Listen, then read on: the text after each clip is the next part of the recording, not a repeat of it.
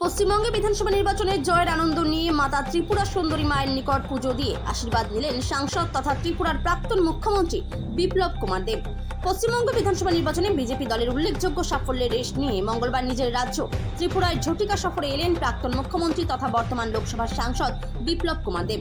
রাজনৈতিক ব্যস্ততার মাঝেও তিনি এদিন ধর্মীয় আচার পালনের সময় বের করে সরাসরি পৌঁছে যান গোমতী ত্রিপুরা জেলা উদয়পুরে অবস্থিত মাতা সতীর 51 পীঠের মধ্যে এক অন্যতম পীঠস্থান মাতা ত্রিপুরা সুন্দরী মন্দিরে।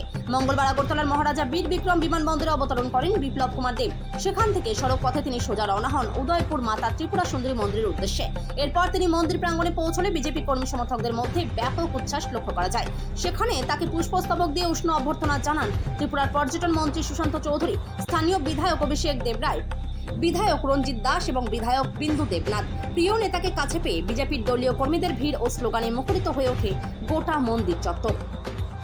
সাংসদ বিপ্লব কুমার দেব মন্দিরে প্রবেশ করে দেবী ত্রিপুরা সুন্দরীর চরণে পুষ্পার্ঘ্য অর্পণ করেন এবং রাজ্যের মঙ্গল কামনায় বিশেষ প্রার্থনা জানান। মূল মন্দিরে পুজোর পর তিনি সংলগ্ন শিব মন্দিরেও প্রণাম নিবেদন করেন। পুজোর শেষে মন্দির চত্বরে উপস্থিত সাধারণ মানুষ ও দলীয় কর্মীদের সঙ্গে বেশ কিছুক্ষণ সৌজন্য বিনিময় করেন তিনি। ত্রিপুরা থেকে বিক্রম কর্মকারের রিপোর্ট, বিগ নিউজ বাংলা।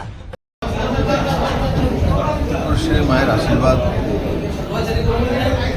মাননীয় প্রধানমন্ত্রী জি অমিত ভাই শাহজি আমাদেরকে দায়িত্ব দিয়ে পাঠিয়েছে। আমি তো একা ছিলাম না, ভুবন যাদব ছিল, আমি ছিলাম, সুনীল বনসালজি ছিল, অমিত মালভিয়া ছিল, পান্ডিজি ছিল, এমন সেন্ট্রালের টিম, তাছাড়া আরও অনেক নেতৃত্ব ছিল। সবাই মিলে একত্রিত হয়ে এক দিশাতে কাজ করেছি। সেই দিশাটা হচ্ছে মাননীয় প্রধানমন্ত্রীর দিশা, অমিত ভাইয়ের ডাইরেকশন। সর্বোপরি আজকের এই পূর্ণভূমিতে বসে আমি পশ্চিমবঙ্গের প্রতিটা মানুষকে সম্মান জানাই, আদর জানাই, সাধুবাদ জানাই, নমন করি যে ওনারা এত বড়টা জগদ্দল পাথর কমিউনিস্টের শাসনের পরে মানুষ ভেবেছিল পশ্চিমবাংলা থেকে ডেভেলপমেন্ট করা হবে, কিন্তু উনি শুধু ওনার ভাইপো ডেভেলপমেন্ট করছিলেন। পশ্চিমবঙ্গের মানুষ হতাশগ্রস্ত হয়ে গেছিল, এটা কি সম্ভব? আমাকে মানুষ জিজ্ঞাসা করতে, বিপ্লবদা এবার হবে তো? যখন সকালে হাঁটার জন্য যেত আমার সঙ্গে এক্সারসাইজ করি, প্রত্যেকটা মানুষ ইলেকশনের রেজাল্টের দিন স্যার সবাই পূজা করে এসছি, সকালে হবে তো স্যার? আমি হবে স্যার, এবার না হলে আর আমরা থাকতে পারবো। তো এই স্থিতিতে মানুষগুলি ছিল। ইলেকশন কমিশনকে ধন্যবাদ জানাবো, একটা ফ্রি অ্যান্ড ইলেকশন করেছে।